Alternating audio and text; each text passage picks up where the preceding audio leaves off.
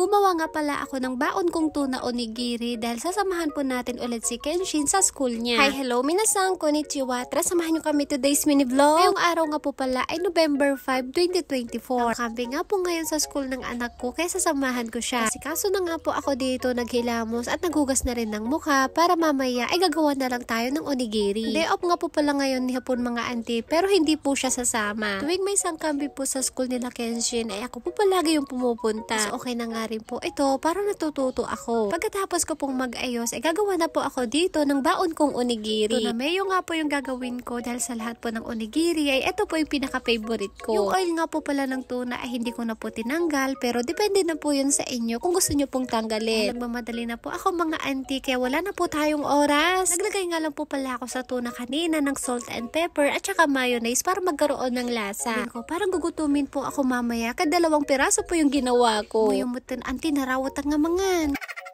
Dati, yung 2 hapon ko po yung ginagawan ko ng baon. Ngayon, sarili ko naman yung ginagawan ko. Pagkatapos ko pong gumawa ng onigiri, ay naskaso ko na po yung mga gamit ni Kenshin. Habang si hapon naman po, ay binibihisan yung anak namin. Ito na nga po, pagkatapos namin mag-jumbi, ay hatid na po kami ni uncle yung hapon. Hatid nga po kami ni uncle nyo, pagkatapos naman ng sangkambi, ay susunduin niya kami. Sobrang saya nga po ngayon ni Kenshin mga auntie dahil makasama niya yung mama niya sa school. Kahit ako, ay masaya din po dahil makasama ko po si Kenshin at makikita ko po kung ano yung mga ginagawa niya sa loob ng school nila. Pasensya na nga po pala kayo mga auntie kung hindi ko po maipapakita sa inyo yung mga ibang kaganapan. Habang naglalaro po kami dito sa labas ay dumating naman po si uncle yung hapon. Nagpasuyo po kasi ako sa kanya, nakuhanan niya ako ng math. Dito nga po pala sa school nila Kenshin ay hindi pa po sila tinuturuang magsulat o kaya naman po magbasa. Yung kadalasan lang po nilang ginagawa ay maglaro, matulog, kumain at saka binabasahan din po sila ng libro. Natutuwa po ako dito sa school nila Kenshin mga auntie kasi tinuturuan din po sila magbalat ng gulay at saka magtanim po ng gulay. Turuan din po silang magligpit at magayos ng mga sarili nilang mga gamit. Tapos nga po ng 3 oras namin sa school ay uwian na po. Kaeru no Kaeru no uta ga fukoete koru yo.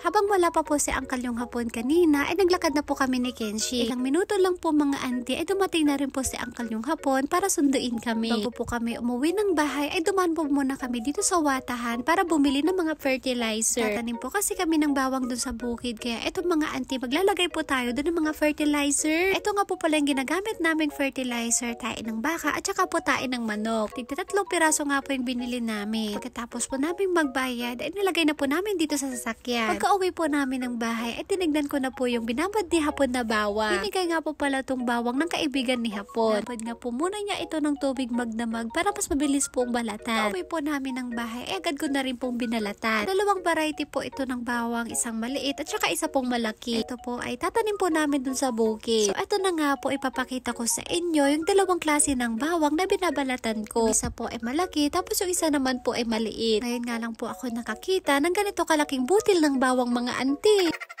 Na po yung ibang mga nabalatan ko. Dito meron pa. Pipiliin natin yan mamaya. Tapos dito talaga ako natutuwa kasi ang laki ng ano niya, oh, butil. Ang laki kumpara dito sa isa. Ang liit. 10 piraso to. Ito 10 piraso. Tapos ito marami. Medyo marami-rami.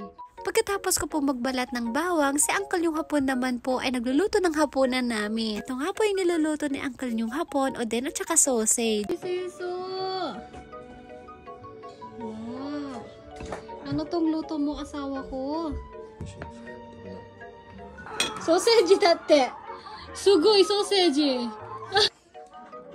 Sausage nande bong aru no? Bakit may buto? Siguro hawakan niya yung buto.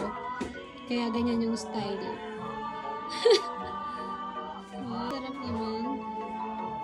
Pagkatapos nga po magluto ni uncle yung hapon, ay kakain na po kami. Hindi ko po alam kung ano to, kung sausage ba o longganisa. Pero in fairness, masarap po siya mga auntie kapag sinasawsaw po sa hot sauce. Tinapak na nga po namin ng mga hapon ko at hindi na po muna kami nagkani. Next time, gagawa po ako ng homemade longganisa dahil namimiss ko na po yung ulamin. Hello po mga auntie, maraming salamat po sa panonood. Thank you for watching. Sayonara and... Thank you for watching. Mata ne! Ako ay Pogi!